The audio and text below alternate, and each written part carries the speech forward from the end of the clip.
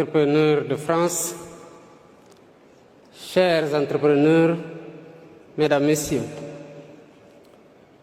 je tiens d'abord à vous remercier pour l'accueil que vous m'avez réservé ici, à Laurent-Garros, au lieu de performance où chaque match est une épreuve de résilience et de dépassement de soi.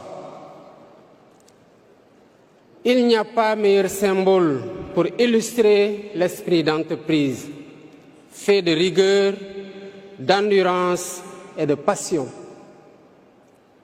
Je félicite le mouvement des entreprises de France et me réjouis du choix de faire du Sénégal l'invité spécial de cette édition. Ce n'est pas un choix anodin. Il reflète le souvenir d'une histoire ancienne et la volonté partagée d'aller plus loin. C'est le sens de ma présence ici parmi vous, pour continuer le chemin en nous délestant des pesanteurs de l'histoire, pour dialoguer, surmonter les obstacles et bâtir ensemble les fondements de partenariats novateurs et mutuellement bénéfiques. Je sais que chacune de vos expériences respectives est une leçon de vie pour exister, se développer et marcher vers le progrès, parfois tomber, mais se relever. Certains parmi vous ont atteint les cimes en devenant des fleurons de l'économie mondiale. Voilà justement l'ambition que je nourris pour le secteur privé investissant au Sénégal. Le Sénégal reste un pays ouvert à tous les partenariats et s'évertue à instaurer un environnement des affaires stable, prévisible, propice à la sécurité et à la protection de l'investissement. Vous y avez toute votre place dans un contexte mondial de compétition et, hélas, de guerre commerciale de plus en plus ardue. Malgré cette conjoncture mondiale quelque peu rugueuse, nous avons un atout commun, celui d'une dynamique bilatérale positive. Avec le président Emmanuel Macron, nous avons convenu de donner une impulsion nouvelle à la coopération entre nos deux pays. Sans cette ambition, nous ne pourrons rien réaliser ensemble. Et cette ambition ne pourra se réaliser qu'avec le secteur privé. Parce que c'est vous qui créez la richesse et l'emploi. C'est vous qui innovez pour contribuer à relever les défis d'aujourd'hui et de demain. Voilà pourquoi le thème de nos présentes assises, jeu décisif, l'heure des choix, trouve une résonance particulière ici, à Roland-Garros, mais aussi dans le cadre de la vision Sénégal 2050. Pour le Sénégal, le jeu est déjà en cours. L'avenir se joue aujourd'hui. Et les décisions, j'allais dire les choix que nous prenons ensemble, détermineront la place que nous occuperons demain dans un monde de plus en plus compétitif. Gagner ce match suppose vision, stratégie, agilité et solidarité. Gagner ce match suppose des choix courageux. C'est dans cet esprit que nous avons défini notre vision Sénégal 2050. Un agenda national de transformation qui se décline en master plan stratégique 2024-2035 et un plan quinquennal 2025-2029. Ce cadre rassemble nos projets et programmes prioritaires et ouvre des perspectives claires d'investissement et de partenariat.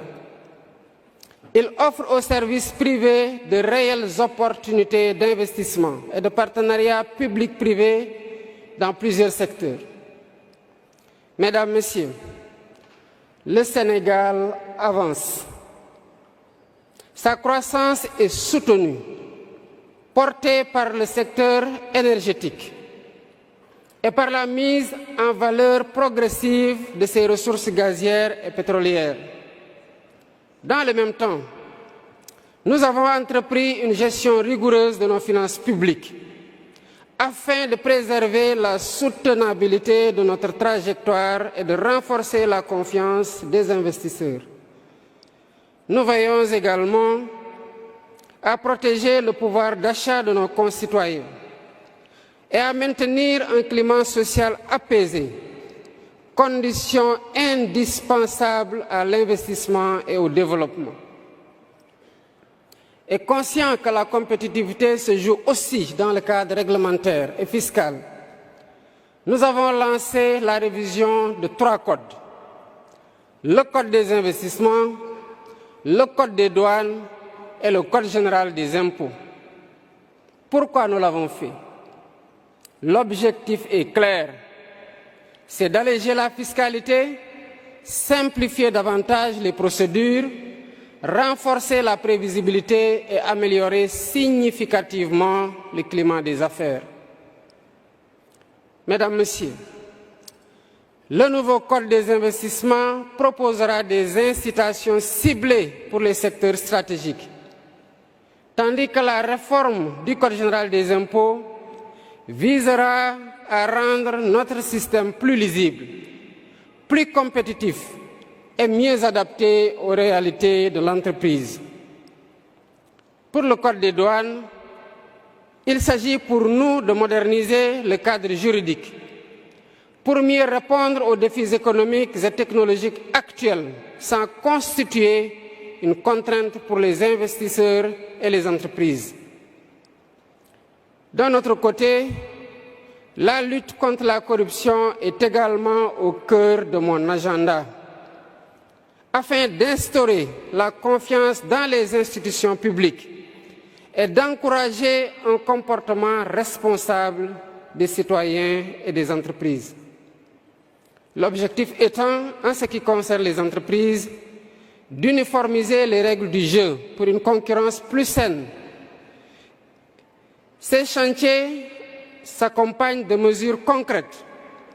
Digitalisation complète des démarches via le guichet unique de l'APIX, facilitation de l'accès à un foncier productif et sécurisation des partenariats publics-privés grâce à un cadre rénové et transparent.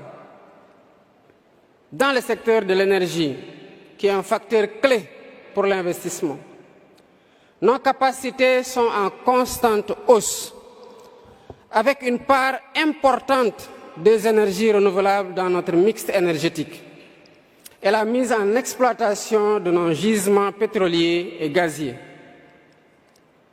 Dans le numérique, notre stratégie baptisée le New Deal technologique et l'installation du parc des technologies numériques à Diamniadio ouvre des marchés porteurs pour des solutions innovantes et les start-up à vocation internationale. L'agro-industrie, avec ses agropoles régionaux, est au cœur de notre ambition de souveraineté alimentaire, tout en offrant bien sûr des débouchés exportateurs vers des marchés de plus en plus demandeurs dans le cadre notamment de la ZLECAf africaine. Nos infrastructures modernes, autoroutes, ports, aéroports, corridors logistiques renforcent notre intégration dans les chaînes de valeur régionales et mondiales. Mais l'un de nos plus grands atouts et qui constitue un axe majeur au titre du capital humain, c'est justement la jeunesse de notre pays. Plus de la moitié de notre population a moins de 25 ans. Cette jeunesse éduquée, connectée, créative, constitue une source de talent unique pour les entreprises. Voilà pourquoi nous investissons massivement dans la formation, dans l'innovation et l'entrepreneuriat pour transformer cet atout démographique en avantage compétitif. Mesdames et Messieurs, la jeunesse, c'est assurément l'homme du match tout désigné pour gagner ce match de l'avenir. Aux entrepreneurs français, je veux dire ceci. Le Sénégal vous offre un marché en expansion, une stabilité politique reconnue, un environnement juridique en pleine modernisation et des opportunités dans les secteurs stratégiques à fort potentiel. De plus, vous avez des atouts et non les moindres. L'histoire que nous partageons, la connaissance du terrain que vous avez, la proximité géographique et des traditions juridiques et une langue commune à nos deux pays. C'est le temps pour vous de jouer le jeu décisif et dans vos choix les plus éclairés, portez votre regard vers le Sénégal. Sur le fondement de ces avantages comparatifs que j'ai cités tantôt, nous pouvons travailler ensemble dans un esprit de partenariat renouvelé, orienté vers l'innovation, la durabilité et la quête conjointe de nouvelles opportunités. C'est dire, mesdames, messieurs, que le Sénégal est prêt non seulement à jouer le match, mais à le gagner avec vous. Un partenaire actif, ambitieux et engagé. Je vous invite donc à jouer le match de l'avenir avec nous, à le gagner avec nous, pour célébrer avec nous notre victoire commune. Je vous remercie.